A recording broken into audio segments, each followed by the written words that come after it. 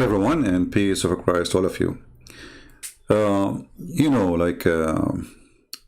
If you remember, when Muslims always we speak to them about anything regardless their religion, the Muslims always blame someone else of everything. As an example, the terrorism, America, Israel. But when the terrorist Muhammad was exist, there was no America, there was no Israel, and actually he is the one who sent letters to the king of the Roman, convert or die. When we say to them, violence, Islam teach violence, then the Muslim will respond, will say, shall I show you verses from the Old Testament 4,000 years ago?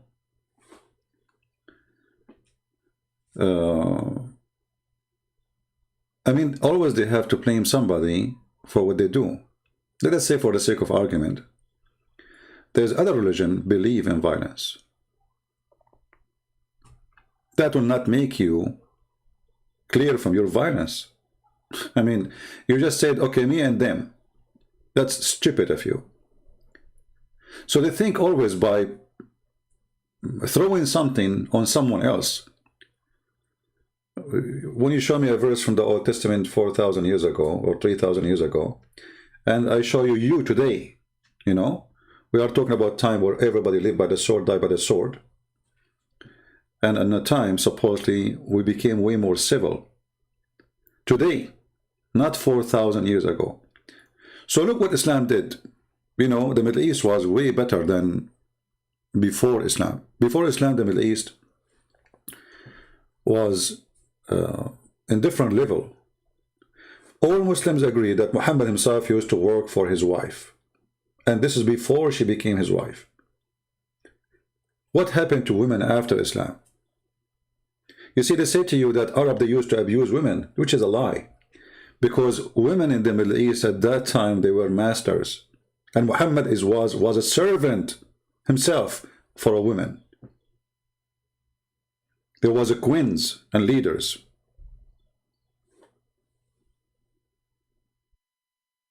So what happened?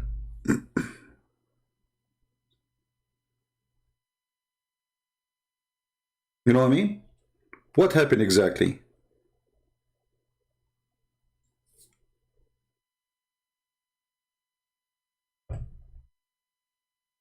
Why we cannot see the same women exist again? Why after Islam women they are wearing burqa? Before Islam they were not. Was the Arab at that time different from the Arab today? Was the Arab jumping over each other, and like when they see a woman in the street they jump on her? You see, all the stories we hear from Muhammad and his companions about the Arab, we don't find that Arab were filthy, but Muhammad, he brought the filth to the Arab by making every human being think of the women in a very, very bad way. This is this filthy man, perverted man. He is the Prime Minister of Pakistan. Pakistan, not Pakistan, as in English. So Pakistan Prime Minister, he is as a Muslim, he is a genius, and he found out why there is a lot of rape in Pakistan. Okay, why? Explain to us. Pakistan Prime Minister. उसका direct impact पड़ा उनकी family system पे। जब मैं गया था तो एक तलाक होती, ये सारा जो पर्दे का कॉन्सेप्ट है ये क्या है कि temptation. Hold on, let us show you more of the screen so you can read the translation, because now you cannot see it. Give me a second.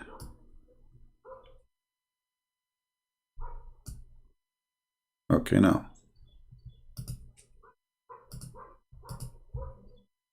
ये क्या है कि टेम्पटेशन ना हो माशरे में, कि टेम्पटेशन ना हो माशरे में। आप माशरे के अंदर, there is no temptation in the society, brother, if you are wearing a veil. There is no temptation, you stupid idiot donkey. Well, those women who are getting raped there, they are wearing veil. And let me show you how your prophet, the filthy prophet Muhammad, he got tempted by a woman. She's walking by and she was wearing a burqa. Was she? She was a Muslim woman wearing a burqa.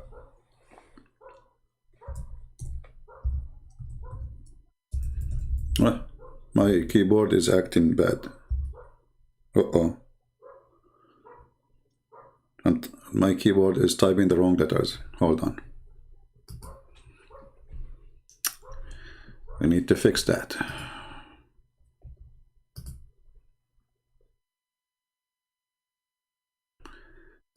You see how this filthy religion function? Can you believe it? So if you wear a veil, we will not rape you. Listen, Muslim women. The Prime Minister of Pakistan, he just gave a license for every scumbag in the Pakistan country that if a woman, she is not wearing a veil, you can go to the judge and you say, hey, she was not wearing a veil. I'm excused. Because if she was wearing a veil, I will not rape her. Can you believe how low, how filthy, how trashy, how garbage this religion is?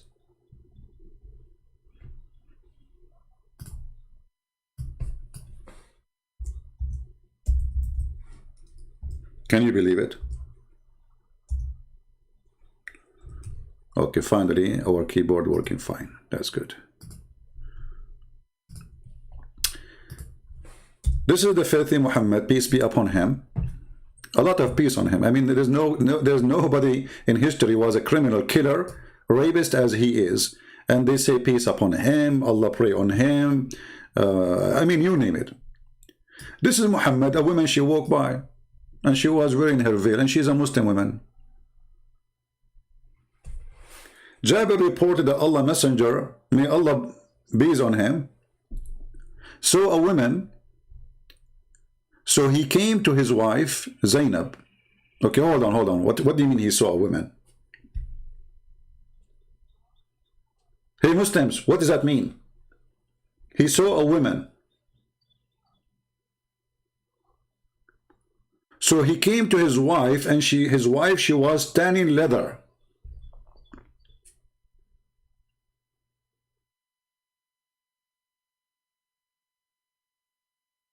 And he forced his wife into sex. You know, imagine, I don't know if you know how the villagers all days, they used to do tanning for the leather. It's a very, very tough process. Boiling water, adding color, putting the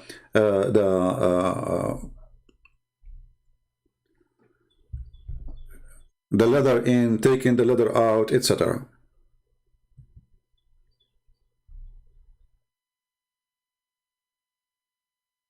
Just because he saw a woman. And then what he said, he did not say she is not wearing a veil and she made me horny.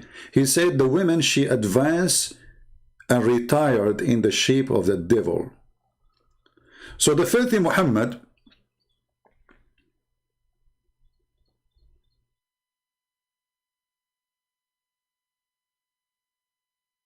is tempted just by a woman walking by. And she's a Muslim woman. And she is not wearing bikini, and there's no skirt at that time.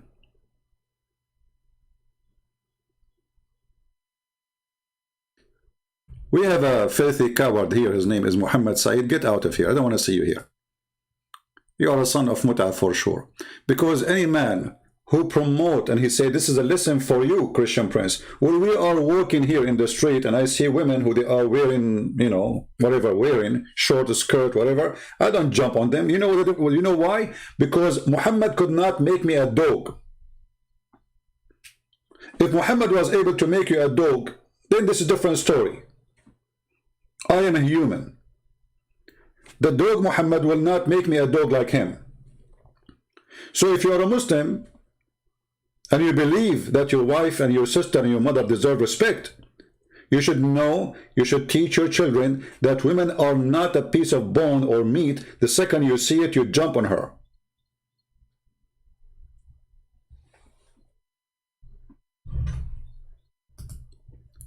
And just to show you the hypocrisy of this filthy man, this is his ex-wife, and this is when she was his wife. So based on this filthy man, his wife, she should be raped.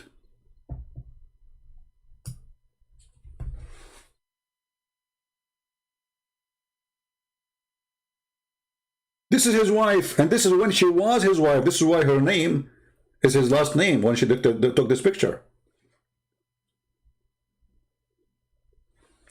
It says Jamima Khan, feet. This is the wife of this man.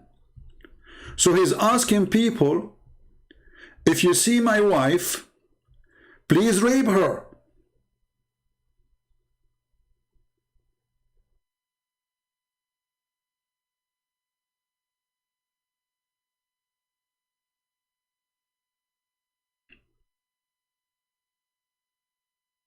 But you need to understand that those coward leaders, if we can call them leaders, they do say things for the sake of election.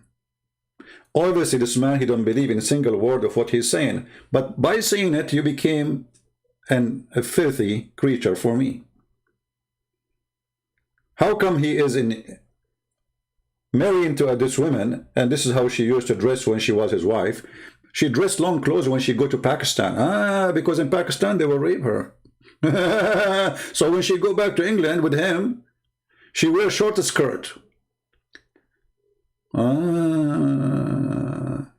So the Prime Minister of Pakistan is saying to you, Islam made us very civil people. If a woman wearing a skirt, short skirt like this, we will rip her to pieces. In my beautiful country, Pakistan.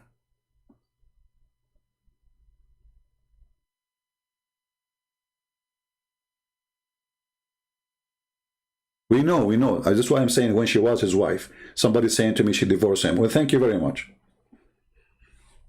Do you want a picture with him? Actually, I put in the screen a picture of her with him.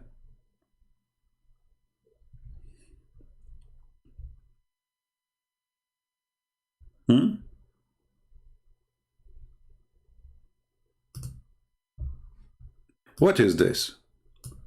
This is the wife.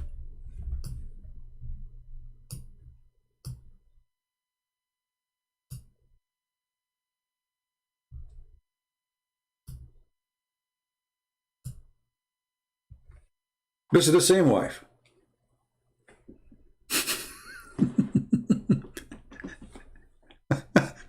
He's a rich man. and here you see how some women, I mean, how in the world even you marry such a man? Just because you have some pennies? What a quality of a woman you are.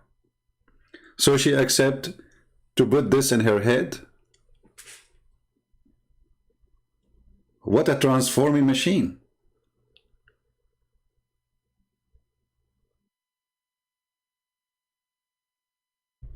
When she was his wife,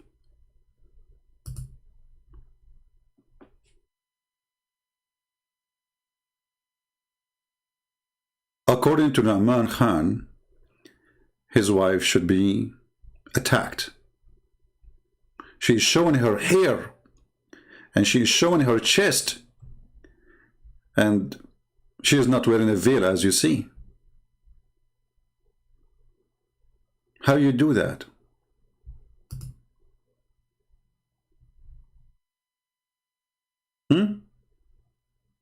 Veil. He is saying you need to wear a veil, not only like wear conservative clothes.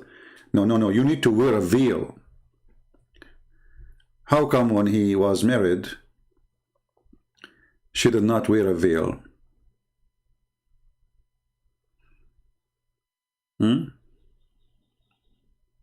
What was the problem?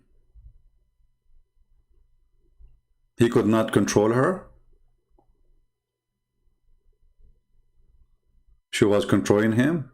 He was a bad Muslim? He repent to Allah now? Or because he knew what kind of people he have and he want to win the election?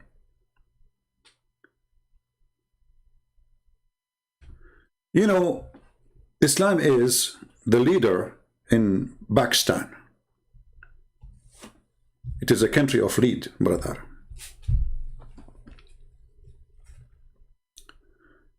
A lead in morality, and because Islam is taking over the country. I mean, Islam took over a long time ago. And because Islam took over, my friend, this country became very moral. To the point, Pakistan became #1 country in the world searching for porn.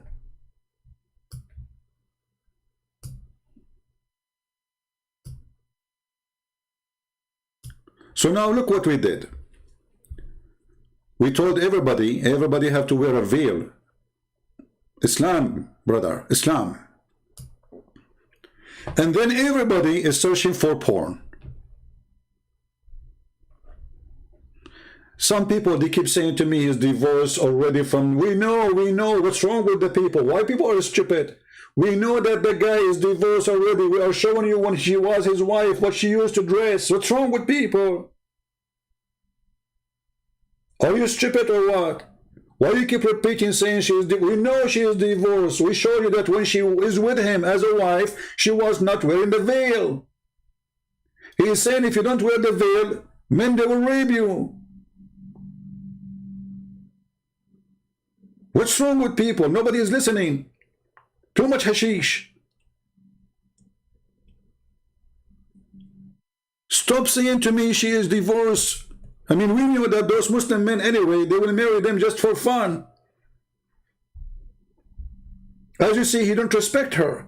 Because if he respect her, and she is his wife, by what he is saying now his wife is a whore. That's what he's saying. A woman, she is not wearing a veil, according to this filthy prime minister of Pakistan, the porn country. She is a whore. Again, somebody will come and say, oh, she divorced her. We know. I said from the beginning, his ex-wife. What's wrong with you?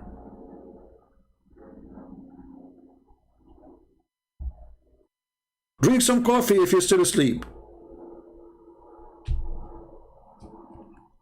So, if Islam is a religion of conservative, and Islam is a religion of making you behave, and Islam is a religion of controlling you to be a good person, why Pakistan is #1 nation for sex search?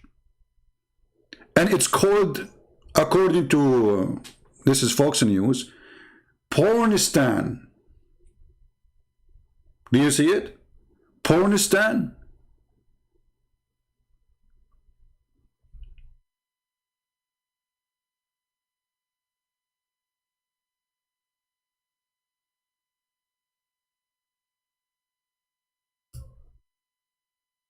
They got upset because Google published which country is #1 searching for sex.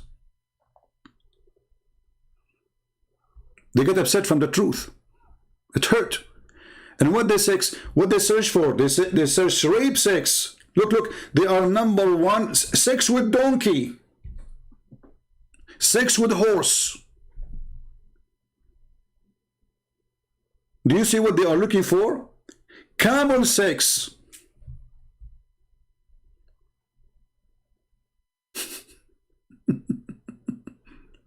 Camel sex. Sex with dog. Rape pictures.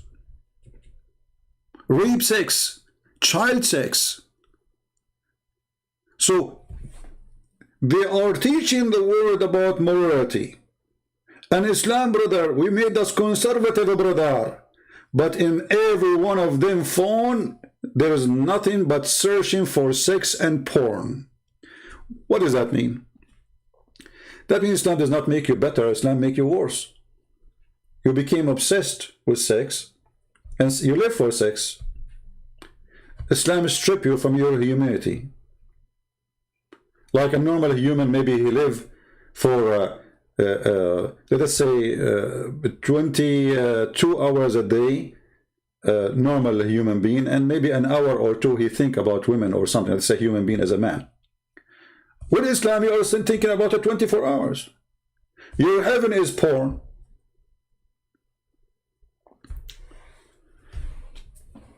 Even in the heaven of Islam, when Allah, He promised Muslim men that they will have a lot of women for sex, look what He said to them. Because Islam make you believe that women are sexual property. Sexual property.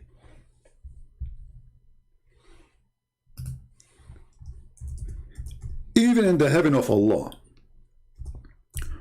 women who Allah, He gave them to you to have sex with them, to rape them, they are not allowed to see other men. Chapter 55, verse number 72. So the mentality, the filthy mentality, is traveling with you to the heaven of the filthy Muhammad, aka Allah. Even there in heaven, which supposedly there's no sin, a Muslim is worried somebody is looking at my wife. There's a comedy, there's a Muslim guy, made by a Muslim, by the way. This comedy is made by a Muslim. A Muslim guy, he went to go a picnic with his wife and his kids. So he went there early, nobody was there. And then a group of people sit in the right. So he put a curtain in the right side. Then a group of people sit in the left. So he put a curtain in the other side. Another group in the other side, he put a curtain. So his wife, she said to him, so while we are here, let us go home. We are sitting between 4 curtains.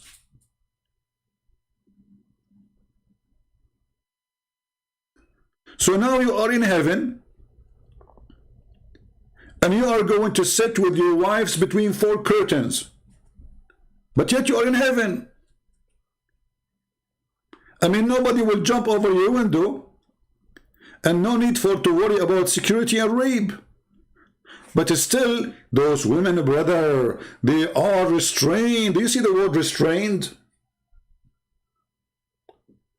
Islam made the women a sexual product to be used and abused.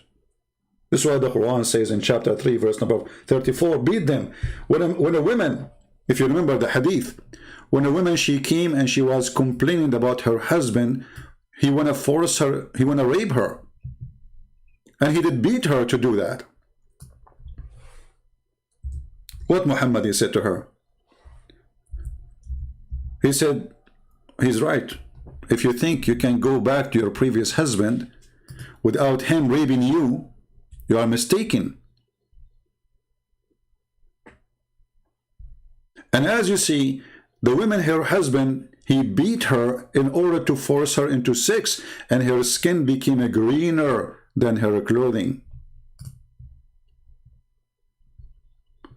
Aisha, she said, a lady came wearing a green veil and explained, also complained to her, oh Aisha, she's complaining to her, for her husband, and showed her a green spot in her skin caused by beating. It was a habit of ladies to support each other. Look at the habit of the ladies. Look at this habit, man. Disgusting. You know, women are women. What you can do? It's a habit of ladies supporting each other, you know. No, you cannot support each other. Get beaten, you know, that's it. Enjoy it. You know? This is why they say, no man will be questioned for beating his wife. No man should be questioned. Why? Because if we question the man why he did beat his wife, we are stripping Islam from the reason to be a Muslim. All those gang who joined Muhammad to be Muslims with him, they are seeking a privilege. So if we take the privilege from them,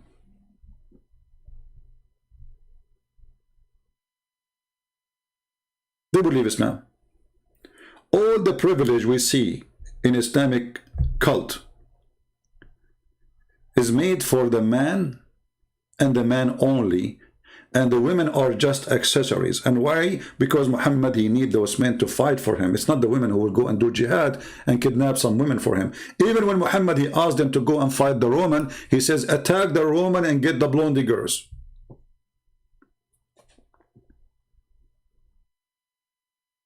Attack the Roman and get the blonde girls.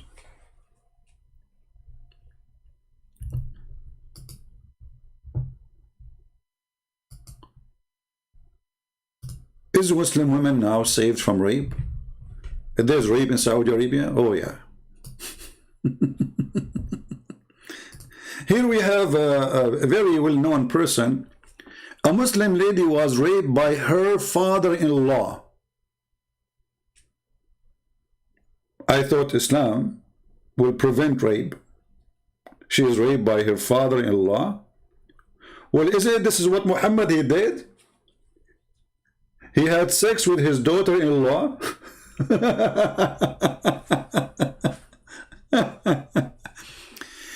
And Islam, brother, create a solution, brother, for rape. Let us see the solution. I want to see the solution. I'm interested. Allah says in the Quran, in Surah Ahzab, chapter number 33, verse number 59, O Prophet, tell your wives and your daughters and the believing women that when they go abroad, they should put on the cloak, they should put on the jilbab, so that they shall be recognized and it will prevent them from being molested. Quran says,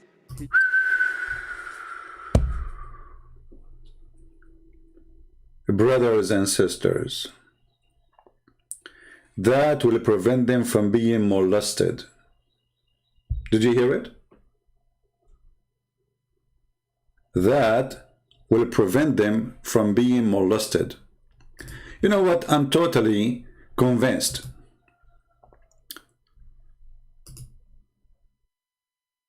that if those women are wearing the jilbabiya, I mean, this is stupid, by the way, because jilbabiya is not the veil. Jilbabiya is a dress everybody used to dress at that time. In the West, in the East, it doesn't matter. Stupid idiot donkey. But let us show you, are we really going to have decency if we wear the jalabiya which he was talking about? This is the jalabiya.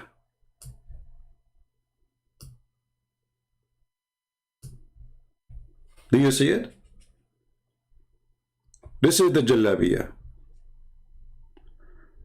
Please don't forget to wear your jalabiya. What is that? Is that a circus or something?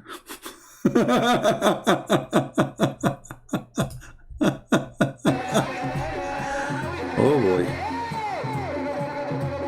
Okay. Brother, they are wearing jalabiya. And look, brother, all of them, they are wearing hijab. And if you listen more, you will see they are going to recite Allah, Allah, Allah, Allah. Jalabiya, brother. Jalabiya, brother, can solve all the problems.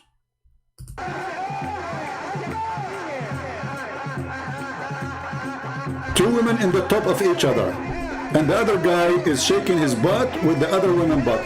And remember, all they are wearing hijab. Praise be to Allah. You can't even see their face. Brother,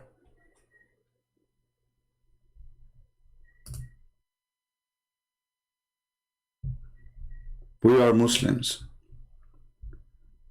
We don't do what the kuffar do, brother.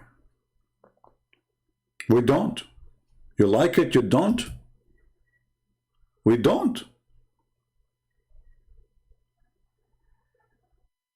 We are different.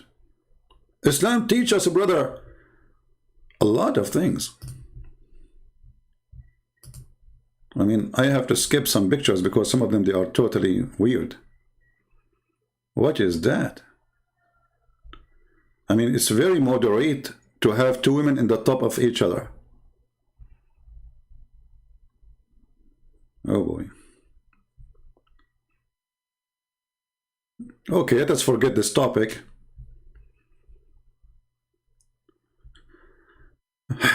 All right.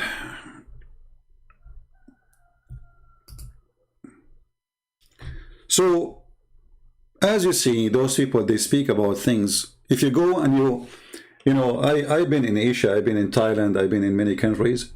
And in the month of Ramadan, everybody from Saudi Arabia, you find them in Thailand. They go in the Philippines, they go, etc. Seeking what? Are they seeking the beach? Are they? No, everybody knows what. Prostitution. And they come back with all the AIDS they have and etc. And then they sleep with their wives. This is why you know, in Islamic countries, AIDS spread like fire. Why? Because a man have multiple partners, and all those men, 99% maybe, go abroad, have sex with the different women as soon as they get a chance to do it, because Islam made them believe that you can't do that. You see, in Islam, there's always a solution to have sex with someone else. Muta, as an example, as a solution. A zawaj friend, a friend, you know, they call it zawaj friend. What does that mean? Oh, brother, I cannot really have sex with this woman unless she marry me. So we can marry for a few days as a friends. And then, brother, we have sex. And then when we are done, we go. That's it. Bye-bye, bye-bye, you know? Or even travel marriage. If you have my book, Sex and Allah, you will see how they legalize all kind of prostitution, but they call it marriage. They call it marriage. The one saying to me, stop mocking, get out of here. You are a follower of the mockery prophet. The one who called women equal to dogs and donkeys. The man who said women are coming in the image of the devil and they live in the image of the devil. The man who says all non-Muslims are najis, filthy, dirty. The one who says they are kuffar. I mean, all the names you call us, and then you talk about mockery. What a coward you are.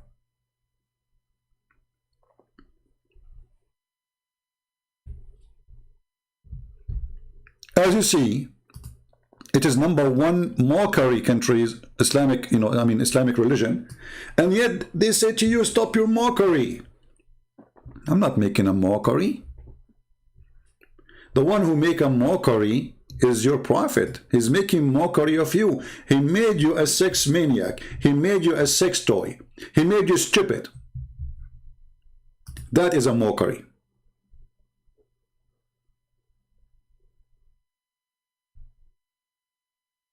If your sister one day, she go and somebody see her hair, and then somebody rape her, well, don't blame the guy who raped her, because simply, you know, she is not wearing a veil.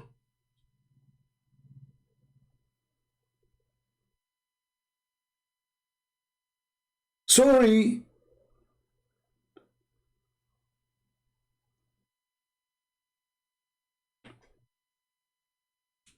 We just heard Zakir Naik telling you how to prevent rape.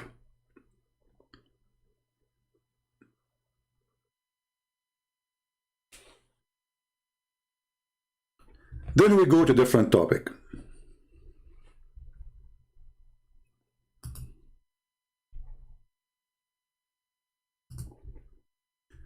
Pakistani Prime Minister says abusing Prophet Muhammad equivalent to the Holocaust cause denial. Look at this. Brother, what do you want to say to us? What do you mean, brother?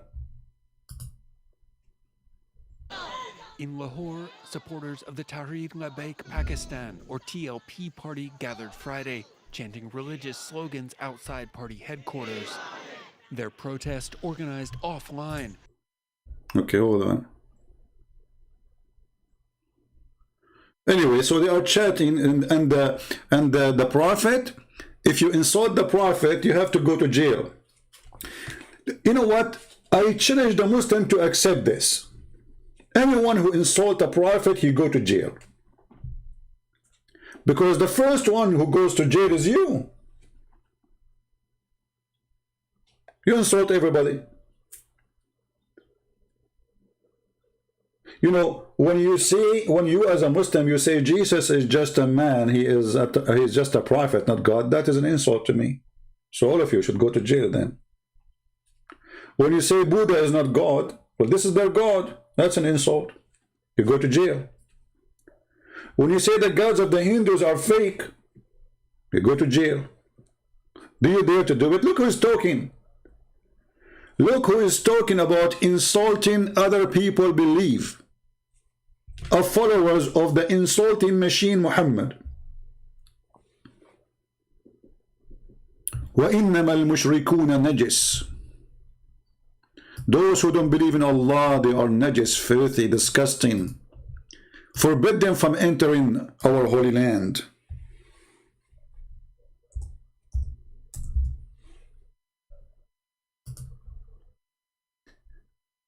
No-go zone.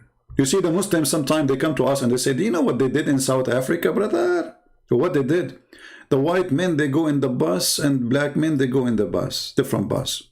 Well, you have this long before South Africa, based on religion. And you have it until now. And actually now the new crown prince, I think he opened Mecca for non-Muslims. Islam is collapsing. The rules of Islam, nobody want to believe in it. And this is why I want this crown prince to become the coming king, so Islam will fly as soon as possible from Saudi Arabia.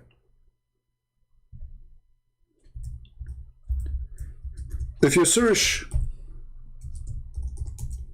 in Google Muslims only Mecca and search for pictures,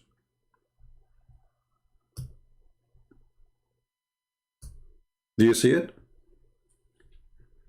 Muslims only. Why?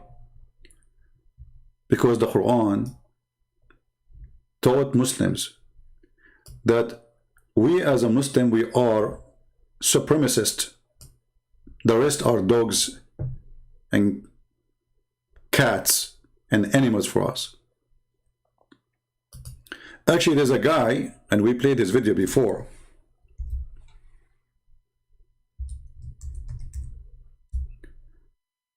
He made a video saying, reciting the Quran. He's not making his own. Saying, brother, look at those cows.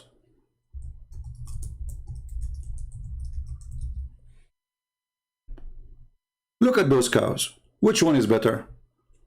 At least those cows are useful. At least those cows, we can get milk from them. Basically, I want to introduce you to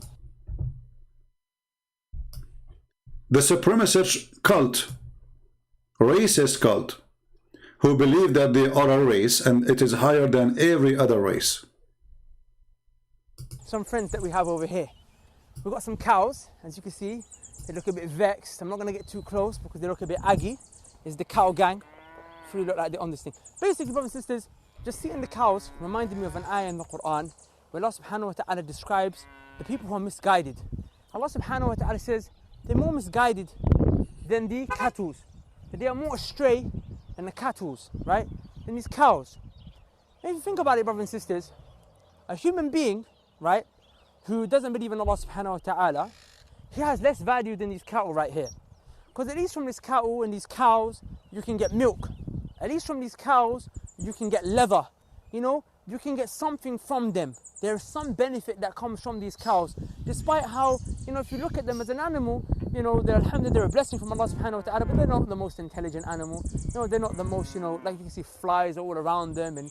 But a person who's misguided, a person who's astray, a person who doesn't worship Allah subhanahu wa ta'ala has less value on this earth than these cows. Because these cows, like I said, at least they produce some fruits, some meat can come from them, some milk can come, some leather can come. But what is going to come from a human being who is misguided? What is going to come from a human misguided? Look, he has a Mercedes-Benz behind him, made by the human being who is misguided. This donkey, he has a Mercedes-Benz behind him, made by the kuffar. The camera is using, made by the kuffar. The clothes he's wearing, all of it is made in China, made by the kuffar. The phone he's using is made by the kuffar. Even the cows there are owned by the kuffar. And he's asking you, what the kuffar provide, brother? At least the cows, they have milk. Well, this is a question I want to give it to you. What do you provide? Can we milk you? Like the Prophet Muhammad was squeezed by the angel 3 times and no mayonnaise came out? This is the supremacist cult.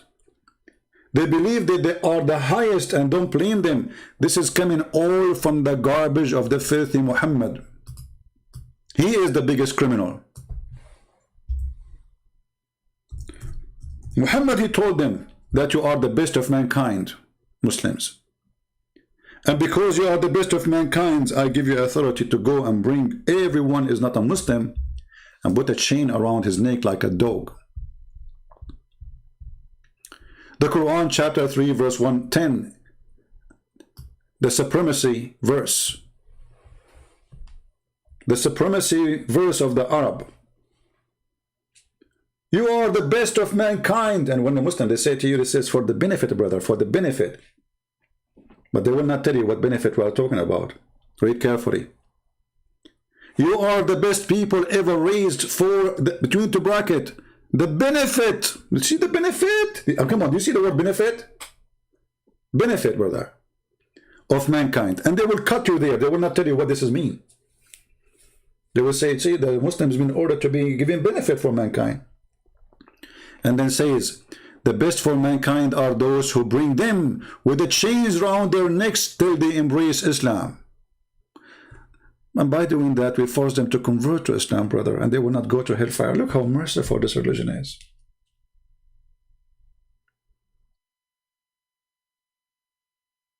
Look how beautiful, brother. I feel like I want to cry.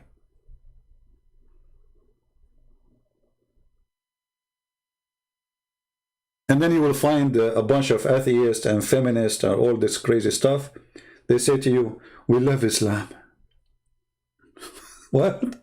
We love Islam. Well, Islam says beat the women. We love Islam, okay.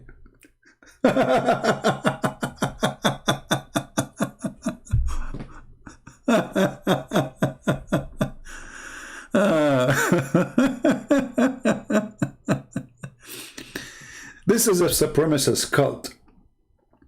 They've been taught and they've been trained to believe that they are the best of mankind and everyone else have to die or convert or become a slave.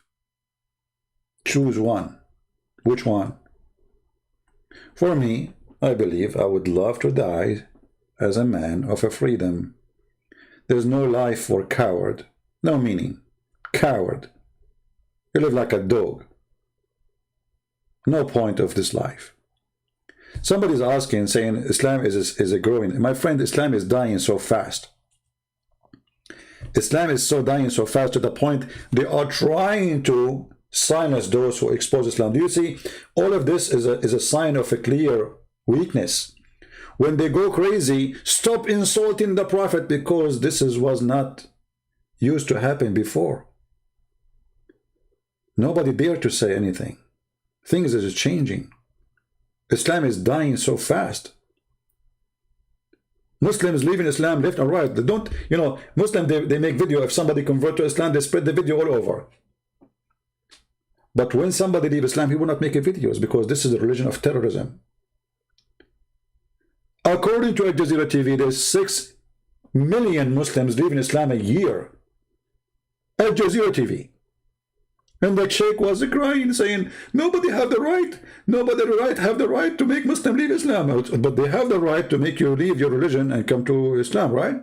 But we have no right to make you leave Islam, brother. 6 million a year, and this was many years ago.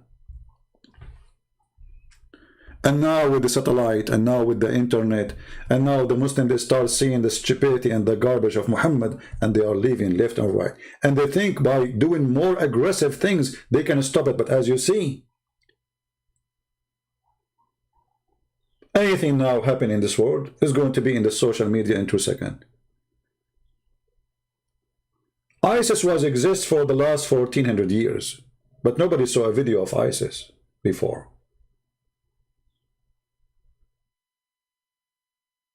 And then when ISIS start practicing the true Islam, Muslims, they start writing articles saying, ISIS is not Islam.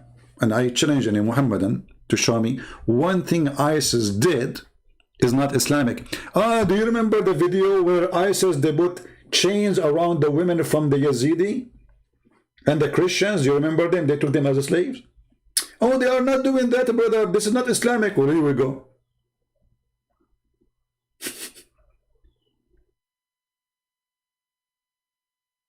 Slaughtering, killing, raping.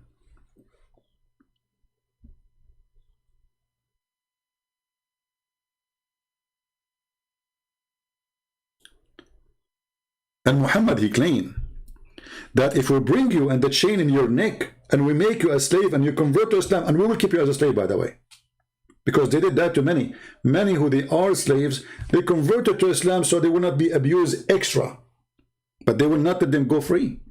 Actually, Muhammad himself, he did not let Bilal go free. See, the Muslim, they keep saying Bilal, Bilal. First of all, if Muhammad is a prophet against slavery, why he have Bilal anyway?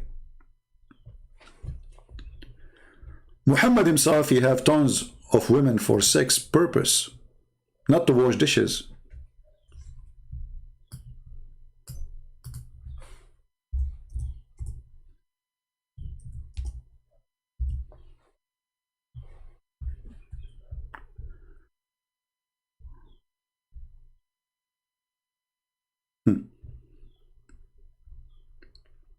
I used to play with dolls sometime of the messenger, and he entered upon me, and we have the girls. Look at the translation. The English translation says girls. In Arabic it says jawari, my slaves. You see how they lie even in translation just to cover up?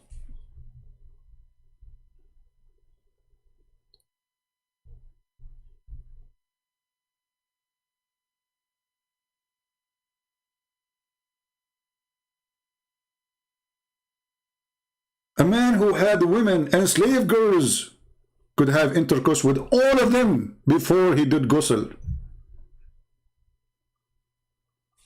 Do you see what we're talking about? A man who have wives and he have slave girls, he can have sex with all of them. I mean, what kind of a man he is going to have sex with all of them before he wash? How many? How many times you want to have sex? Perverted cult?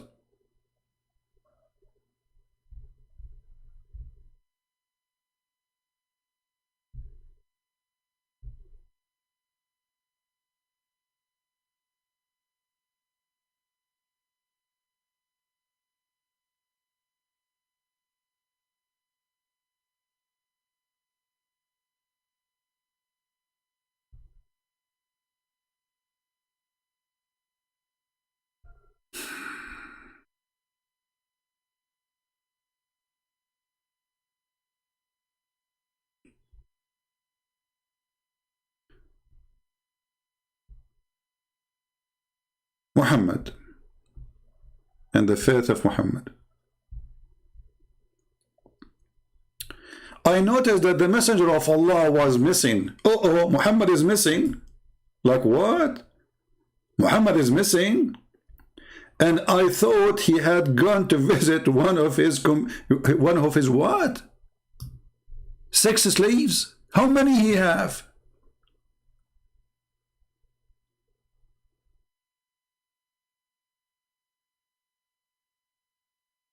But Aisha said I was wrong. I thought he is doing that as usual. I thought he had gone to visit one of his sex slaves. How many he have?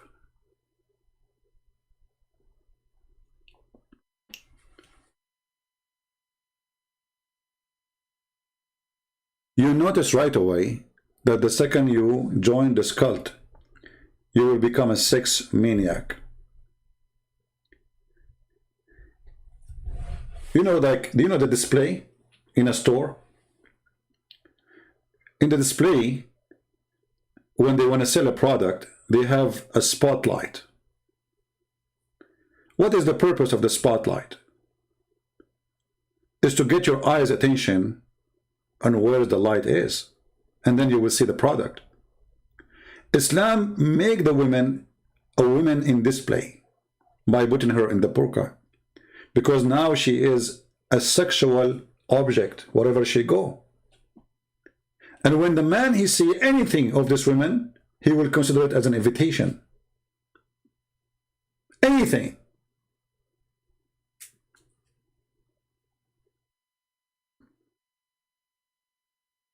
Oh, she showed me her face. Oh, I see her hand. The man, he got aroused.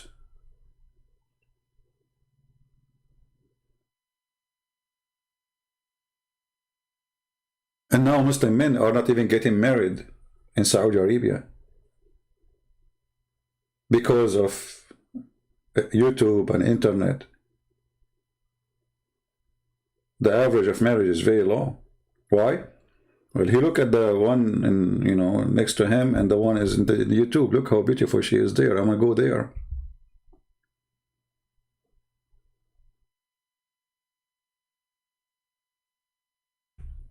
I remember when I was in the Middle East, one day, you know, in the Middle East, like you have, it's different, like the way the buildings is done. So like everything's concrete. So, you know, I was in the roof. We have like a nice yard in the top of the roof. And suddenly everybody is fixing his satellite. The whole town is in the roof. Afternoon, I went to walk. I was like a teenage. And then the kids, who they are in my age, they say, did you change the direction of satellite? I said, why? They said, because the 6 channels, they are in different satellite now. And then I understood why our neighbor Sheikh Muhammad was changing the satellite, and why the other neighbor, and why the other, everybody is in the roof. Everybody. When I saw them in the roof working satellite, I said, what happened? So I went downstairs, it's working, everything is working fine, you know, TV is working.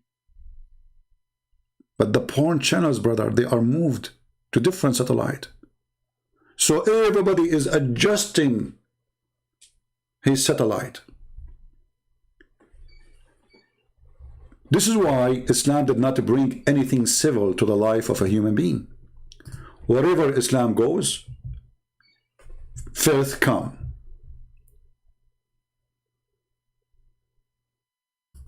This is why Pakistan earning #1 word in search for pornographic terms.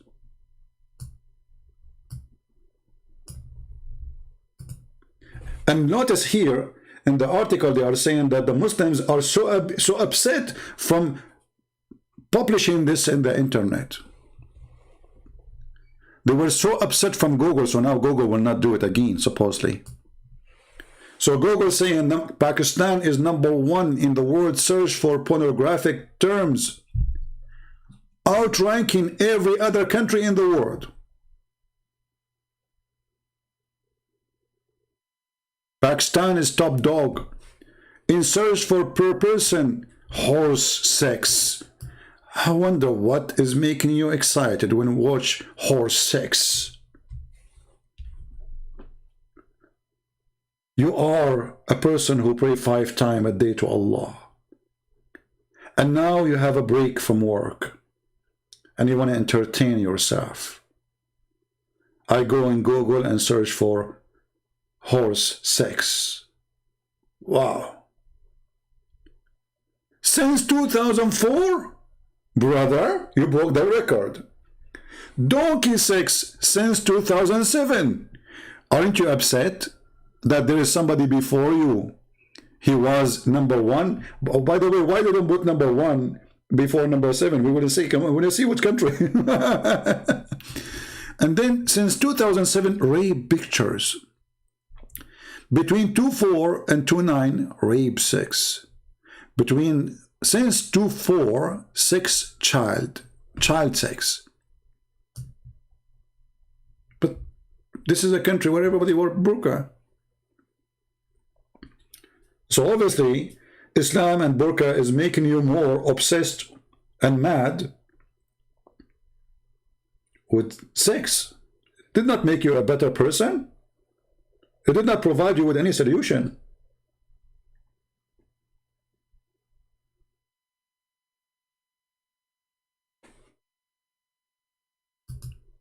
So my friends, Islam obviously is a very evil cult. And Islam made the women a sexual object in everywhere, in every verse in the Quran. A Muslim want to join jihad for one reason, not because he believes in Allah just to get the versions. There's tons of videos of Al-Qaeda and ISIS, they are quoting what their prophet says. Brother, when you enter heaven, brother, women, they will jump on you. One, she will be sucking your, and the other one, she will be sucking, and the other one, she will be sucking, and the other one, she will be sucking. I mean, what sucking? They will suck. Are they bad women or what? So you enter the room and they will jump in the top of you. You don't even have it, like, you will be raped, literally. And the Muslim like, wow, I cannot wait for that, brother.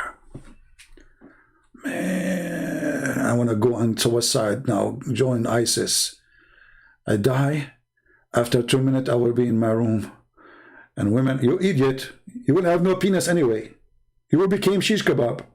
Allah will make me have a... Even when their prophet, he promised them a penis. Iman, have you ever heard a prophet, he promised them English penis? Which religion promise you a penis will never go sleep?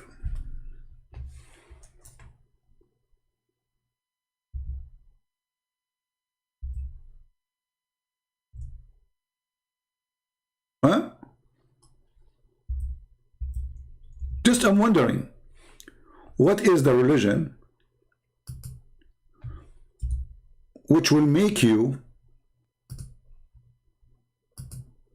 hear such a thing? What kind of a prophet?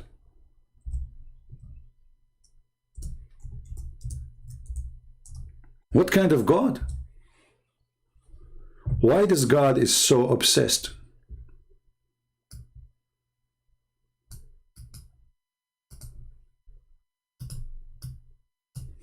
with penises and vagina? And the funny, the Muslim, they say to me, Christian Prince, why you keep talking about things? I am the one who's talking about it.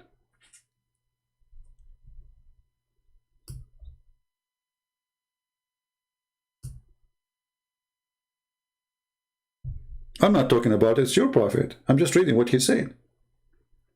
They will come and say, why you keep talking about sex, sex, sex, sex? Are you obsessed with sex? Show me one thing in your religion except sex. What is in your sex? What is this? Okay, now I became a believer. I'm going to go to heaven. Have you ever heard Allah told Muhammad that your penis will never go sleep? He told him that. This is the holy message of Allah by the holy message of the Prophet to the holy believers. Brothers and sisters, you will have a penis will never go limp. Good news. We.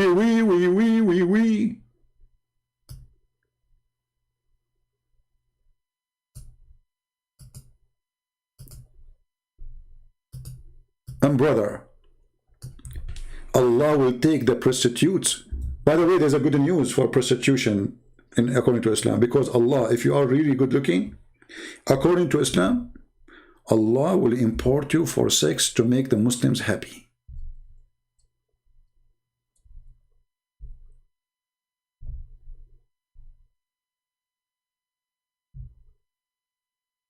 Allah will import you, literally.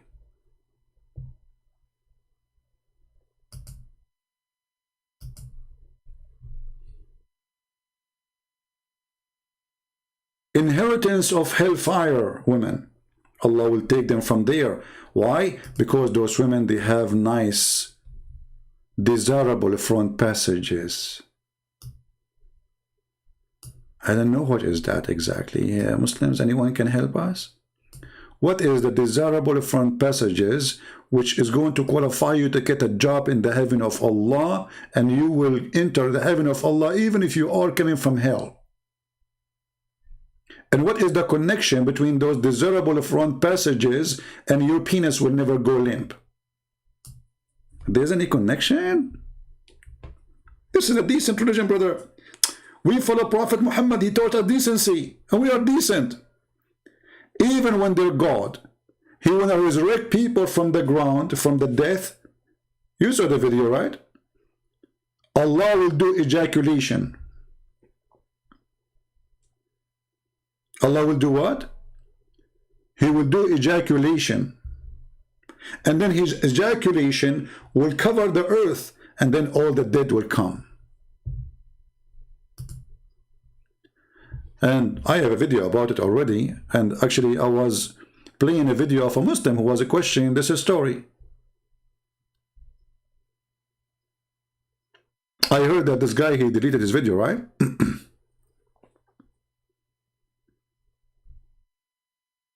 Abu Layth? Did he? Somebody told me that he deleted after I made a video about it. But I think it's too late already. People have, you know. So it was a Muslim who was asking himself,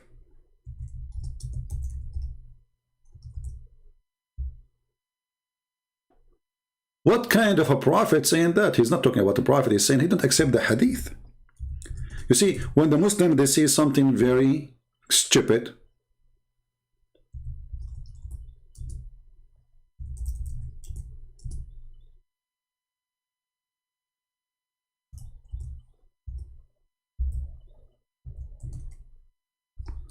I'm trying to find the video he played for us.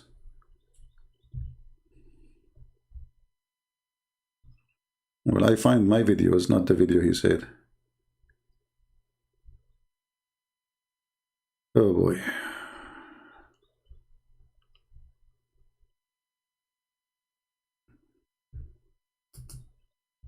The best form of charity. Okay, commercial. The guy, he could not believe that this is an authentic hadith. And he was trying to, like, come on, this is no way. Nonsense is that?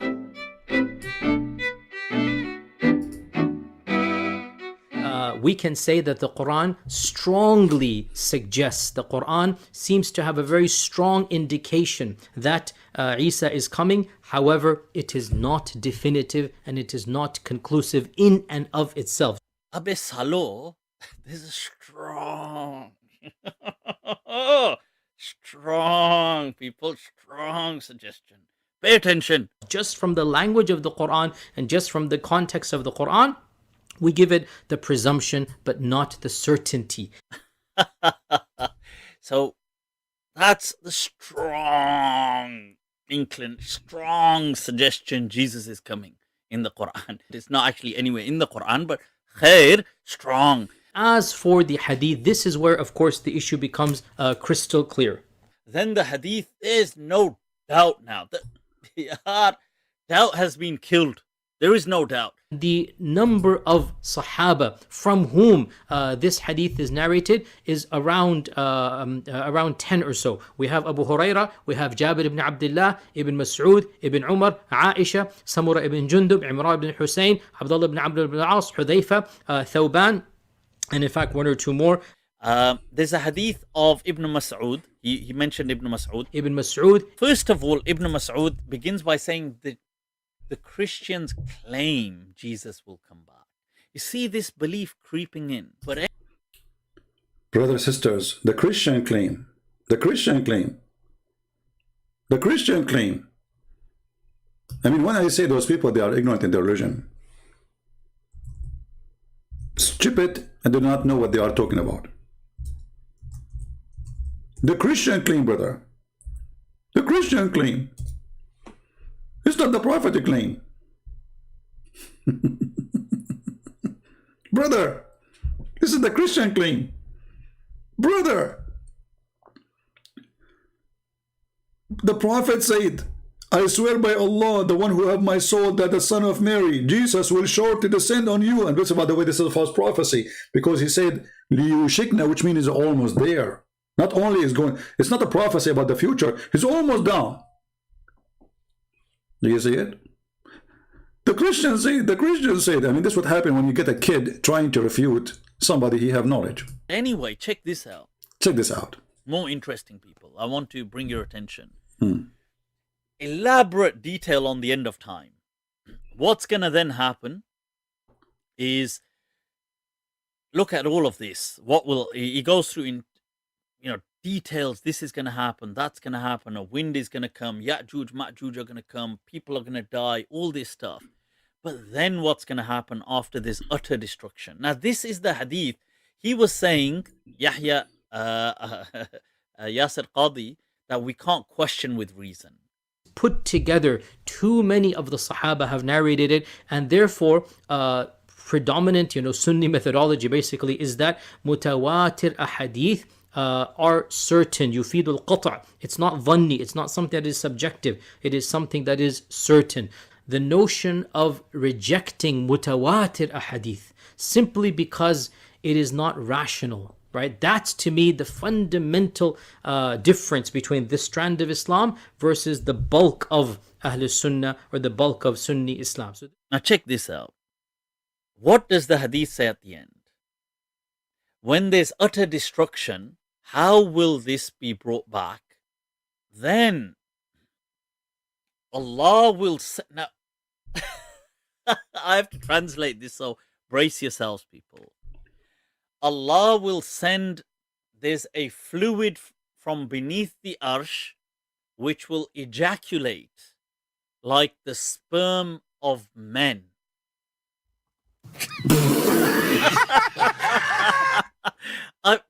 Whoa, people, let me repeat. Look at it for yourselves. ثُمَّ يُرْسِلُ اللَّهُ مَاءً. Allah will send down on earth, shower down on earth, fluid from beneath his arsh. So beneath his throne, there's a collection of fluid, which is كَمَنِيِّ الرِّجَالِ, which is like the sperm of men.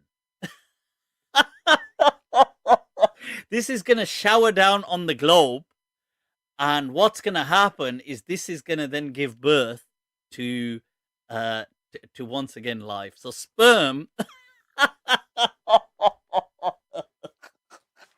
So for that, people, I had to yeah.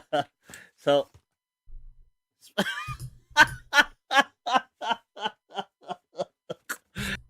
Stop. This is what happened to a Muslim when he read his books. He opened an umbrella to cover his head from the ejaculation of Allah. And this is what they do when they listen to me. In order to protect themselves from the ejaculation of the books of Islam, because it is disgusting, it is stupid, it is crazy. So what they try to do, they open an umbrella and say, I don't see you, I don't hear you. You don't open an umbrella when Zakir Naik is talking. And I'm going to utter him. And for sure, Allah have ejaculating. First of all, the Quran says it is he. And obviously, he is a man. And he has a ejaculating. Please sit there. Put your umbrella down. There is no sun.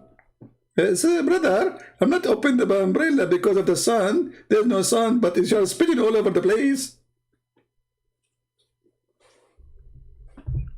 This is Islam.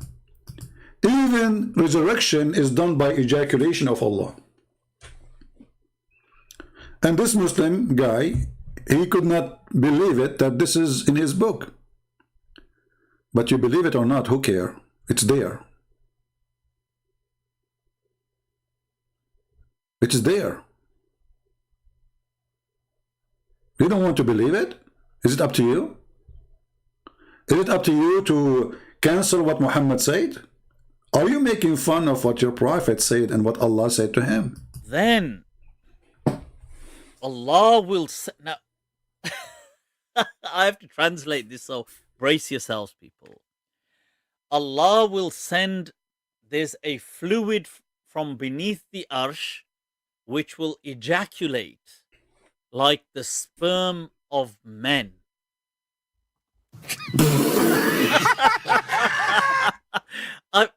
Whoa, people, let me repeat. Look at it for yourselves. ثُمَّ يُرْسِلُ اللَّهُ مَاءً. Allah will send down on earth, shower down on earth, fluid from beneath his arsh. So beneath his throne, there's a collection of fluid, which is كَمَنِيِّ الرِّجَالِ, which is like the sperm of men. This is going to shower down on the globe, and what's going to happen is this is going to then give birth to once again life. So now where Muhammad is getting this is from the god of Baal. You know Baal? Allah is Baal, the same god. Like they have different name, but obviously the same method. Baal, the people in the old days, those who believe in Baal, he ejaculate, and then spring come. And women get fertility, and even animals, they have babies. That is Baal who fertilizes everything. Allah is the same as Baal. It's different God, different name, different territory. The God of fertility. My friend, the one who's saying, Abu Hamid, that South Korea is going to hand over Rahat John Austin to Islamic State of Pakistan. Okay, let me ask you, why we Christians don't give support for this guy? If you are Pakistani people who support freedom for your country, why you don't organize yourself and ask some Christians to join you? And I'm sure many they will join you. Those who live where the embassy, there's many embassy for South Korea. There's one in California, there's one, etc. Go, do something. Make a big sign. Don't do that. You know, let people talk about it. If you want to help this guy, do something. Posting in a chat only is useless. If you want to help this guy really, if we really care for this man to be saved from deported to Pakistan, and we know what will happen, and I wonder why even South Korea would do such a crime when this country majority is a Christians. So stop complaining, do something. Those who care, they do. Not only they talk about it. And please next time don't say the word X-Gen. Don't shorten the name of Christ. Christians, not X-Gen. We are not X and Christ is not X.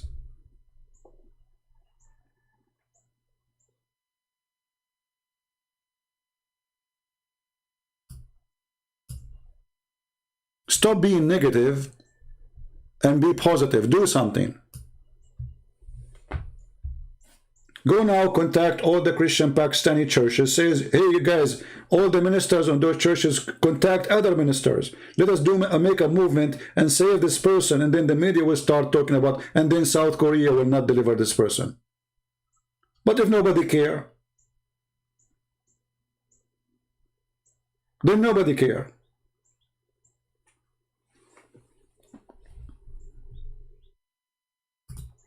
And remember one thing. If you think that you can do nothing, you are mistaken. If you think you are just an individual and you are weak and you are not important, you are mistaken. You are weak when you decide to be weak. And you are strong as army when you decide to be strong. I can show you in my email how many strikes I got from Pakistani government complaining to YouTube. The Pakistani government, a country who have nuke, they are worried. They are saying those videos are a threat for our security.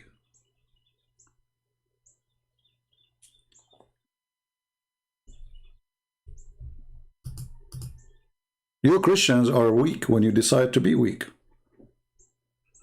When you decide just to watch. You are strong when you do something about it.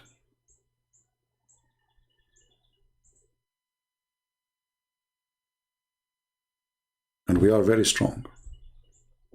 But the problem became, we became so much, okay, we trust the Lord, we trust the Lord. Okay, my friend, the Lord said to you, work and I am with you.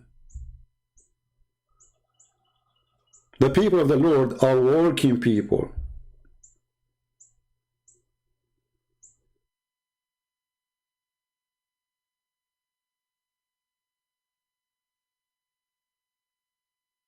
Pakistan is not worried about that the country became #1 6 porn star country in the world. They are worried about my videos. And each time I open my email, I find YouTube sending me, we receive a complaint, legal complaint from the government of Pakistan. We showed you already many of them.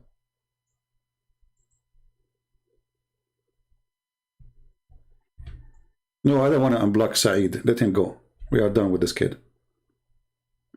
You say it one more time, I will block you too.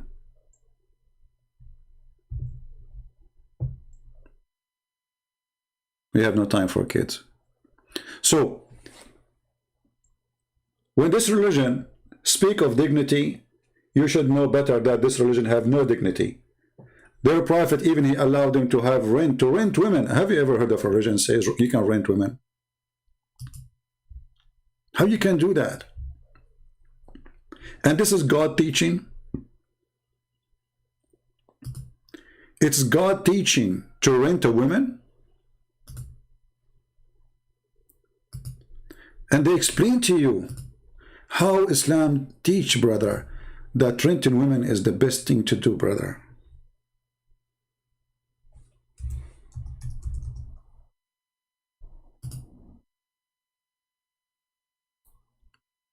renting women.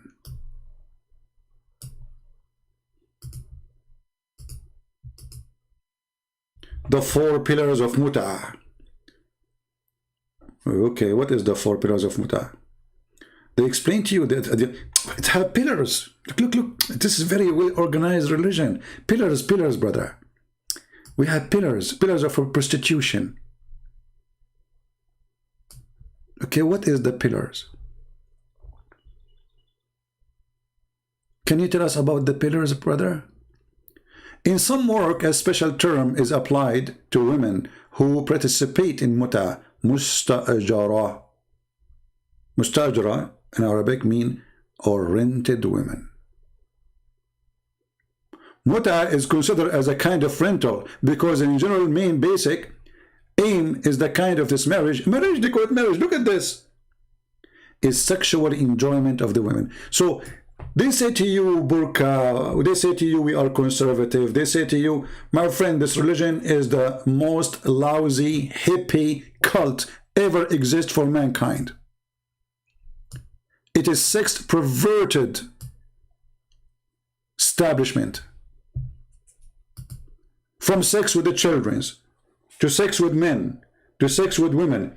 And by the way, there's a guy, he posted like in Ezekiel, it says that the lust and have sex with etc. And this, my friend, you stupid idiot, this is about a city. This is about a city, this is not about a woman. You are stupid and don't like your prophet. The whole city. There's 2 cities. This is not about one woman having sex with a camel, you idiot, with horses. But for someone like you, watching Zakir Naik, obviously you are super intelligent.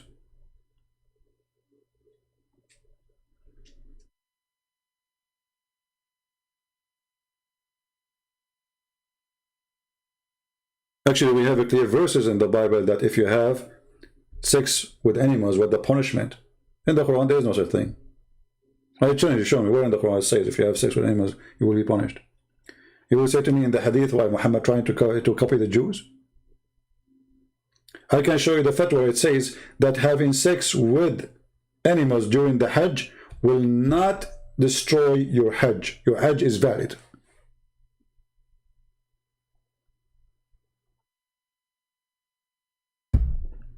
So if you are interested in renting women, Islam is what you deserve, you should have. So when those people, they say to us, like this is the Prime Minister of Pakistan, I understand very well the game. This guy, he knew what kind of people he is going to vote for him. In order to win the election, always before the election, they do something. They prepare themselves for the election. If you remember, when a Christian, he became the mayor of Jakarta in Indonesia. To get rid of him, the guy, he just said, those people, they are using Islam for the sake of election. They put him 40 years in jail, and they strip him from his job as a mayor when he's saying the truth. Why they are against him? Because he's a Christian. You cannot put a mayor, he's a Christian. So what if he's a good man? So what if people love him? So what if he's perfect for the job? Still he's a Christian. So the guy, he said those people, they are using religion for the election. Just for saying that, he did not make insult of Muhammad. He did not say anything. That's not like me talking now. Nothing. Because of what he said, they are using Islam for election, for politics. They strip him from his job. They send him to jail.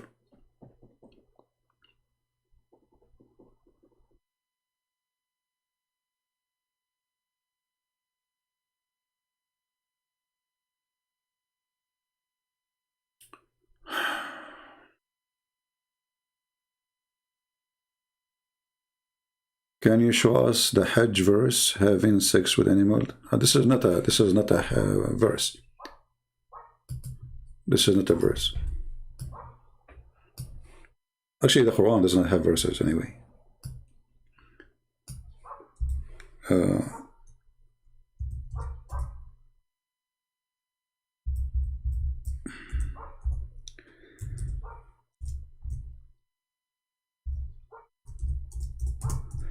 Let us see.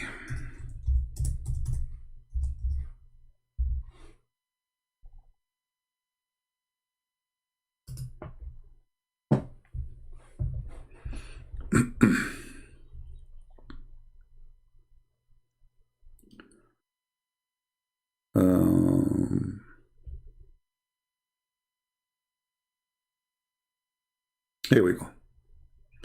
And I will give you a link, for those. But this is not a verse in the Quran. Quran does not speak about this.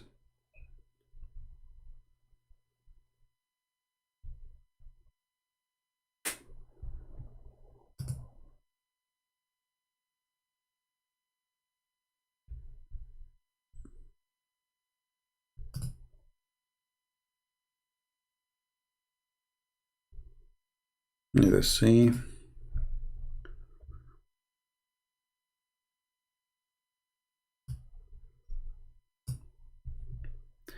I will give you the official website. This is official, actually. This is islamweb.com. This is the fatwa number 214033. And this is the date of it. ولا فرق بين الوطء في القبل أو الدبر بين آدمي من آدمين أو بهيمة وبه قال الشافعي وأبو ثور ويتخرج في وطء البهيمة أن الحج لا يفسد به وهو قول مالك وأبي حنيفة. So two Islamic Sunni sect, the biggest, and I think this guy, the Prime Minister of Pakistan, he's a Hanifa, saying that if you have sex with an animal, that will not make your Hajj invalid. Also, there is no difference between sexual intercourse in the vagina or in the back passages. Wherefore, from a human or a beast. Accordingly, Ash-Shafi'i and Abu Hanifa said, and Abu Thawr, he said, this is the biggest names, the Hajj is not spoiled by it if you have intercourse with animals. Do you see it? Even if you have sex with a human, man with a man, homosexuality, in the anal. This is the translation. Let me check the original. Let us go to the original. This is the book of Kitab al-Mughni, page number, let's see which page this one, doesn't say which page we will find it, because it shows many pages in the same link.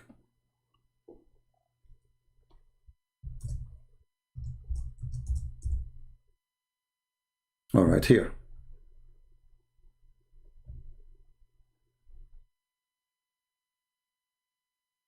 So what they are talking about, if you have sex with the animal, it's okay. There's no problem. No problem. And this is 2 or 3 of the biggest sect of the Muslim Sunni. The Muslim Sunni, there are 4.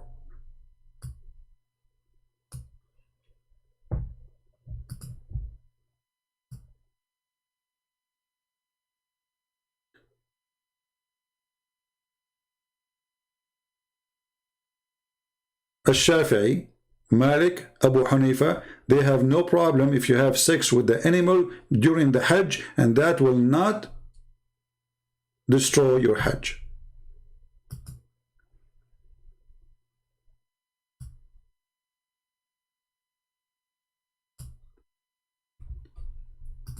What do you want more?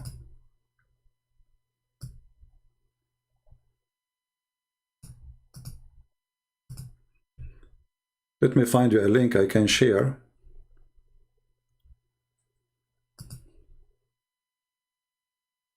Here we go. This is a link we can share. This is better because it shows you the hadith directly. But it's in Arabic. You have to use Google Translation. You can save it in your reference. All right. And this is a very official Islamic website. This is islamweb.net. And this is the page number, the book of Al-Mughni, volume number 3, page number 160, hadith number 2387.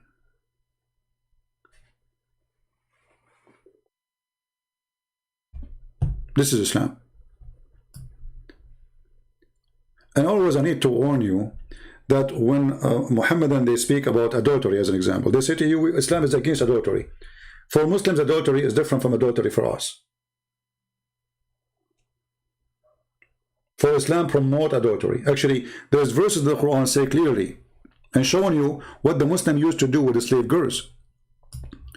Slave girls, they've been forced into prostitution in the time of Muhammad. Women, Muslim women, they complain that their men, they became pimps. Muhammad, because he cannot make his men angry, and he liked the idea actually, making good money, he says, force not your girls into prostitution. And if you force them, Allah is all merciful. There's no punishment, there's no penalty, and it's okay. And this is telling you that Islam promote prostitution in the time of Muhammad, and Muhammad never made a punishment for prostitution. Force them not if they choose a chastity, which means give them a choice. If they like to work in prostitution, then there's no sin. This is chapter 24, verse number 33.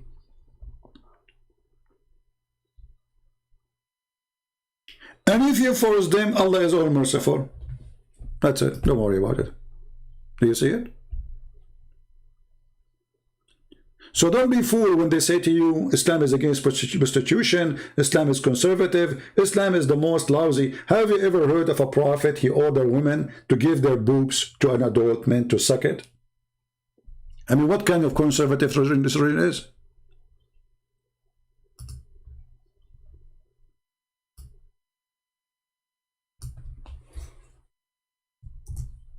Have you ever heard of this before?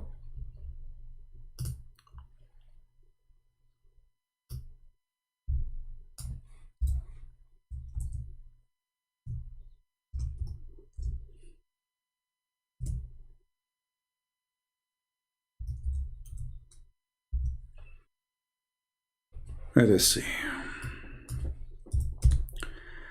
Each time Aisha, she want to have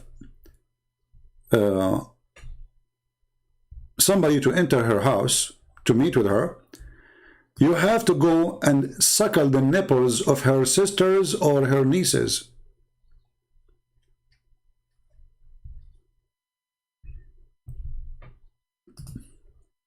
Let us show you the hadith.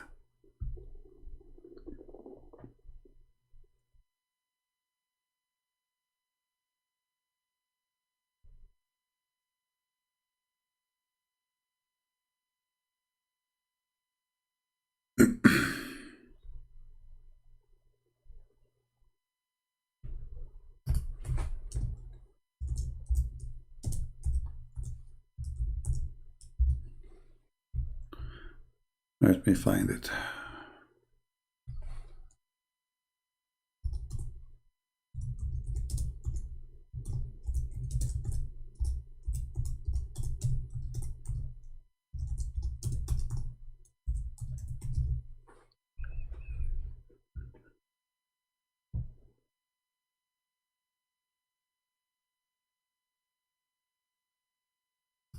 Here we go. You see how conservative? So we Muslims, we force women to wear burqa, and the burqa will prevent you from prostitution and prevent you from temptation, but we order our women to give their boobs to strangers.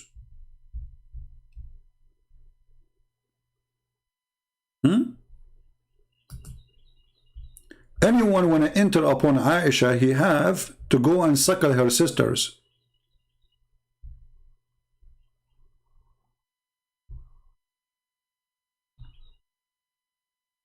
And look at the first translation, give milk. It says give milk, give milk. Give milk. So whenever a man, she wanted to be able to come and see her, she ordered her sister Kulthum bint Abu Bakr and the daughters of her brother to suckle, not to give milk. Look at the funny translation, give milk. Why, she's a cow? Hey, brother, drink my milk, and that will make you able to see the wife of the Prophet alone in the bedroom. The word suckling became give milk. Perverted cult. That is Islam, my friend. Give milk, huh?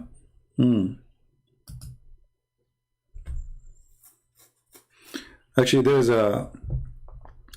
there was a Muslim sheikh in Twitter.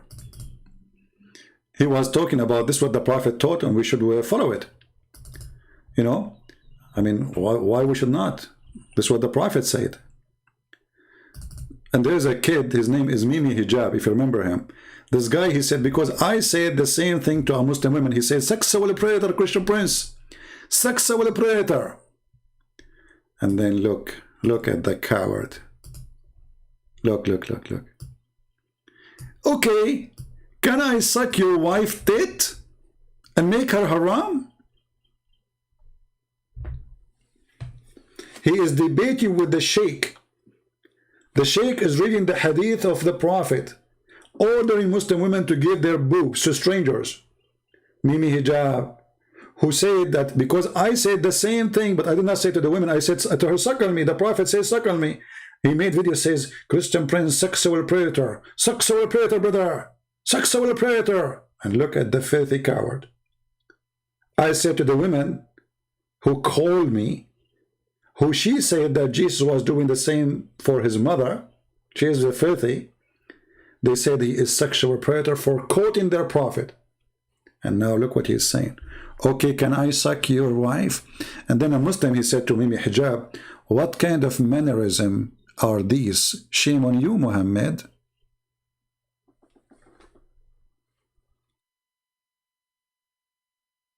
This is Islam. This is what happened when a Muslim, he tried to reject what his prophet saying. I mean, the sheikh is saying to you what the prophet said. What's the problem? Are you making fun of the prophet? Yes, we make fun of the prophet. Why not? And he make it like he is making fun of the guy, not the prophet, but the fact he's making fun of his religion.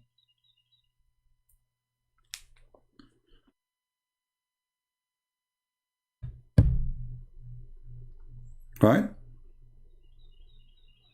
So, I want to say thank you guys for being here. I appreciate you all. And by the way, those who are downloading my videos, somebody says that he downloaded the video from somebody and that buddy, flag him. First of all, I say to the one who flagged that person without saying his name, it's not right to flag other person because you yourself taking my videos. Now, if you are saying I'm serving the Lord, then you should ask people to download your video, even if you add the translation, and this is your work. Because remember, this is my work too. So if you are truly serving the Lord, you are not worshiping yourself, then you should not be upset from people downloading the video which is made by you and they load it different place. You should be happy for that. But if you are not serving the Lord, then you are serving yourself. You want to worship me. So if somebody take my video, that is my video then, that's me, I'm worshiping myself. Don't claim that you are serving the Lord. You are just serving yourself. You want just more subscribers. So if somebody did that to you,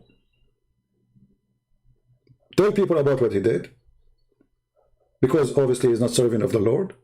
At the same time, don't download from him, download from me. Here we go. I will finish, download it. All right? Always you need to remember to stop, if you are really a person who believes in Christ, not to think about yourself. I don't care if I have 1 subscriber or 10,000 or 1,000,000. For sure I like more, so more people will come, right? But at the end of the day, all your subscribers are mine because they are listening to me anyway. Is it about numbers on my page or numbers everywhere to people they can see the truth? Are we trying to serve the truth, serving the Lord, or we are serving a person who have his own ego, who want people to worship him? If you are a servant of the Lord, you wash the feet of the people. And this is how we wash your feet, with knowledge. We cleanse your feet from the dirt of this earth. So my friend, be a servant for the Lord, don't be a servant of your own.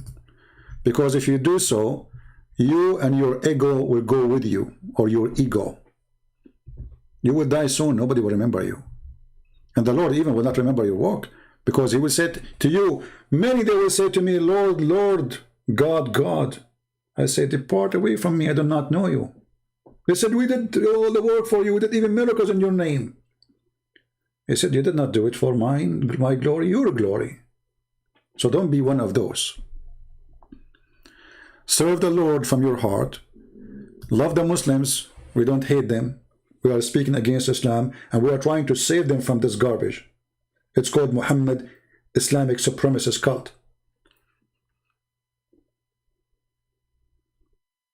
Don't hate. Don't teach violence. If you want to help the guy in South Africa, the one who is, they are going to deport him, start right now, contact your minister in a church, say, hey, there's a guy, this is what will happen to him. Let us do something, if you are Pakistani or not. I wish I can do the same. I don't have any minister to contact, really. I don't do business with the churches, sadly. Because most of them, they don't like what I do.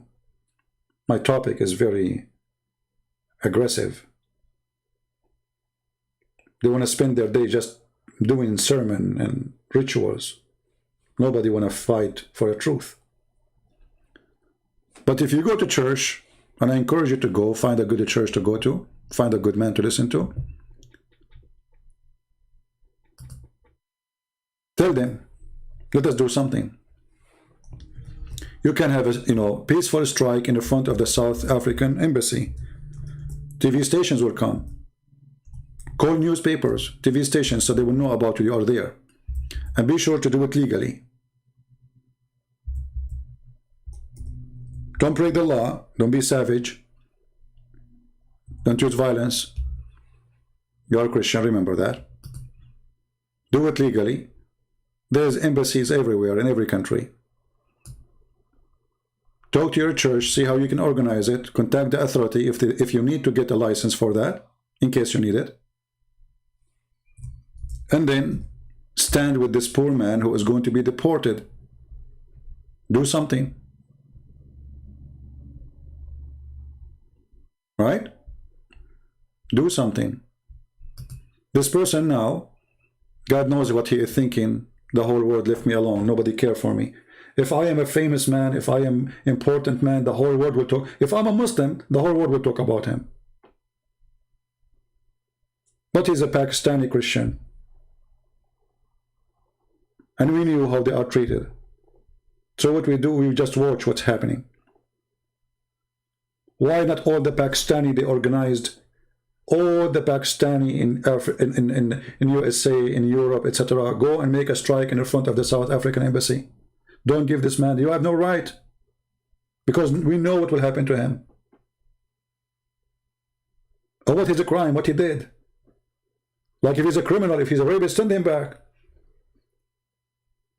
If he kills somebody, send him back.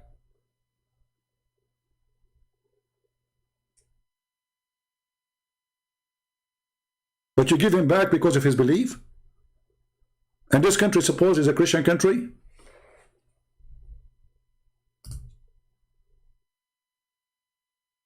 So do something.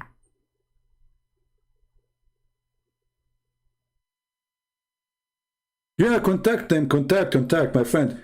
Just do something, do something. If we don't work, if I don't decide one day that, you know what, my English is funny. You hear Muslim making fun of my English from time to time, right? My English is funny. I'm a stranger. And then I want to go in the internet and I want to debate people. I want to show them the truth about Islam. How impossible the mission. You know what I'm saying? First time I remember I entered a chat room. Just to show you how the mission was very hard on me. I entered the chat room and instead of saying hello guys because my English is funny, I said hello this. I'm going to type it for you.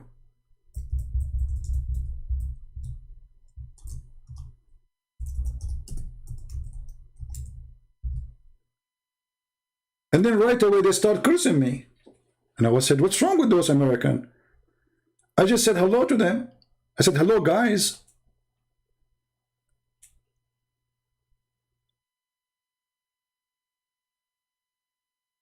Do you notice how bad it was?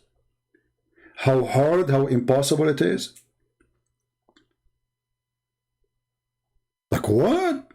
Why they are cursing me what I did? I felt really bad. I felt like, what happened to them? It's like I put gas on them. Like, what happened?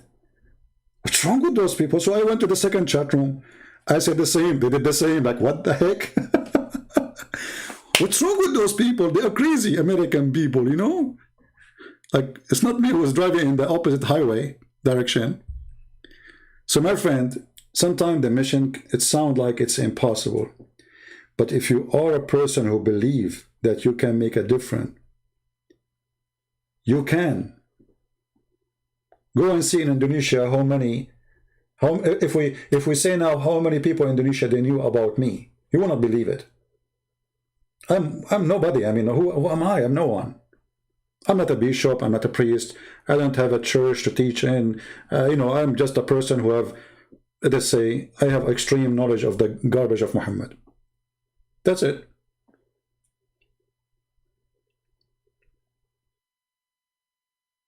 And I never thought even I can write books in English. That would be crazy. But the Lord always provides people who help you to fix your grammar, to fix your English, to make it better, etc. So I write what I can write, and then people they volunteer to help my grammar to fix it.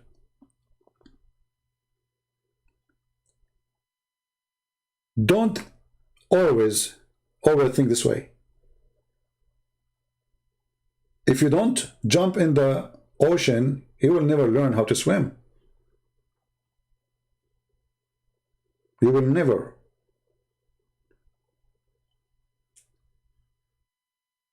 Be strong and be a believer. When you are a believer, there is nothing is called mission is impossible.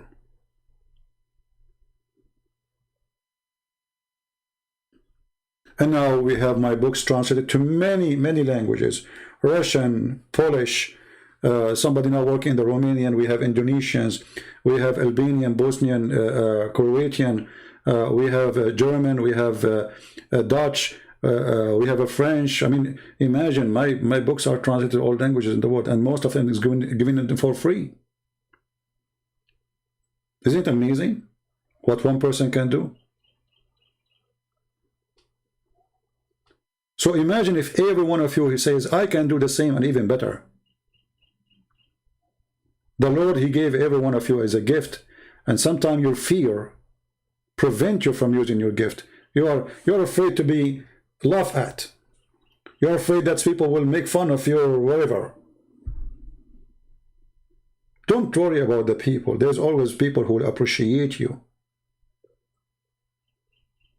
People do not know you until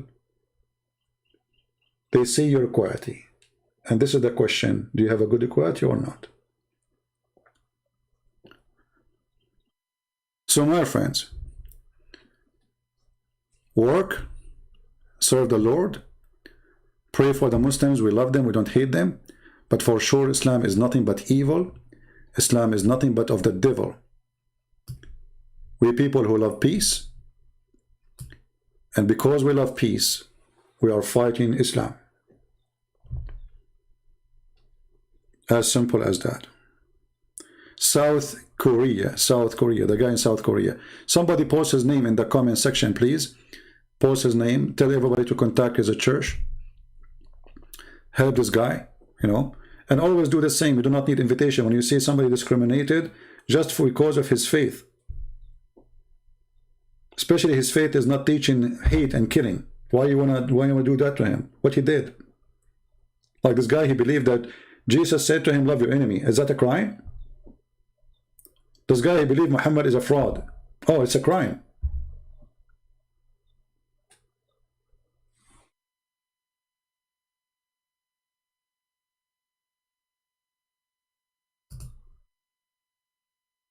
I want to always, by the way, I know that people don't need my thanks for those who support us, because I don't talk about it. Like I go live on air, I should, you know, I never said anything about donation, but I'm very thankful for those people who support us, because if they are not doing that, I will not be able to give my books for free.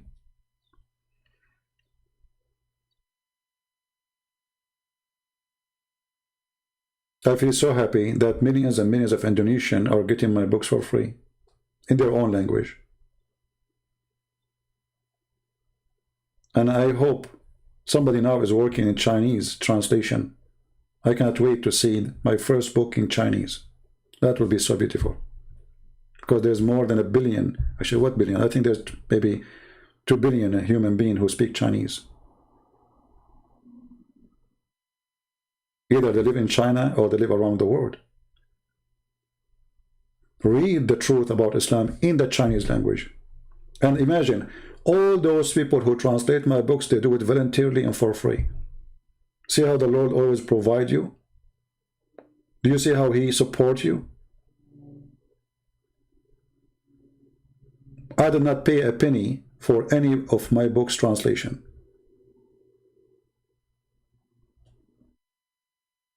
So sometimes I get upset from the Christians because not too many, they are, you know, interested in fighting for the truth. But there is many, they are good people. And they are doing really great job, and they did. And they are from all the churches. Protestant, Catholic, Orthodox. I have people working translation from everywhere. This is what makes us one church. The Messiah, the love of the Messiah. The priests, they divide us. Christ, He unites us. And this is why the devil, he hate me. The devil, sometimes he tried to test me, to make me divide the Christians, as many priests they do. As the Quran said, in chapter 5, verse 14, Allah, He said He will spread hatred and enmity between the Christians until the day of judgment. We will not let that happen. We will not serve the devil, Allah, aka Muhammad. We will not allow anyone to spread hatred between us as a Christians. And even we don't hate Muslims. Imagine if you are a Christian and you don't believe that you should love your enemy, then you are not a Christian. So how you love your enemy, but you cannot love your brother in Christ? Christ unite us. The devil divide us. And based on this, remember this always. Who is the one behind dividing the Christians? It is the devil. It is not from Christ. We are one church. And we have one master. I want to say thank you all of you for being here. May the Lord bless you. And maybe tomorrow we'll have a new topic. Don't forget to subscribe if you did not yet. And if you are already, don't forget to subscribe, because Allah will give you a blessing for doing that. The good deed, bad deed. Bad cup, good cup, Allah.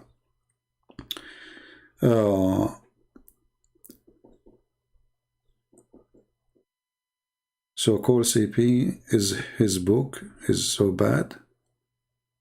For sure my book is so bad. I mean, I'm talking about Allah, what do you expect? Like, hello? A Muslim saying my book is bad. My friend, this is an honor degree for me to say my book is bad, because if my book is good to you, that means I said nothing there. Do you understand, people? If a Muslim, he says the books of a Christian prince is good, that means you should not read it. Period.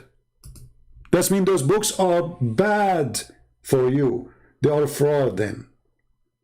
When a Muslim, he says the book of a Christian prince, the books of a Christian prince, they are bad, that means that's a good, wonderful book. If Muslims, they come here and say, Christian prince, may Allah bless you, that means I'm just being a fraud. If they don't oppose what I do, that's a clear sign that this is a person you should not listen to. This is why you see Muslims, they favor some people who claim to be Christian, like James White as an example. Because he defends Islam. Anyone from any church, Catholic, Protestant, whatever, he defends Islam, Muslim, they say, bless you. There's a rabbi. All his audience are Muslims. He claimed to be a rabbi, he lives in Indonesia. You will not find a single negative comment in his videos. Why? Because he defends Islam, he attacks Christianity. Perfect. The Lord, he said, from their fruits you shall know them. And this is our fruits, and you be the judge. to listen or not. But at the end of the day, the real judge is God, our Lord. He will be back, and even the cult of Islam believe that the Messiah is coming back. So get ready, Muslims. You will stand in the front of the Lord, who your prophet said, when the devil he see him, he will be dissolved like salt. And your devil Muhammad will dissolve like salt when he see the Messiah. Our Messiah is coming. Your prophet is dead. And for those who believe in the Messiah, they will live. The Lord, he says, whoever believe in me and die will live forever. Those who follow the dead Muhammad, they go with the dead Muhammad. We are following the living Messiah. Thank you very much. Somebody saying your books is the best for beginners. Obese, my friend, my book is good for scholars, not for beginners, because I challenge you to tell me something in my book you know already. For beginners. People are using my books for PhD. Already many people, they ask me for permission to do their PhD using my books. Because everything you saw there, actually all of you are here for what? Because you are beginners, or because you are hearing things you never heard before? How many times you hear Muslims saying, I never heard this before? So what for beginners? Sheikhs, they don't know. So you made me laugh, my friend, when you say for beginners. What beginners? Every page in my books is a shocking information for Muslims, not for you. You know nothing. For those who they are sheikhs for all their life. So thank you guys for being here. May the Lord bless you. Until we see you soon again. Christ is Lord. Islam is false. And don't forget to download the video as soon as it is ready, because we don't get, keep my videos in my page for long. Thank you and God bless. Take care.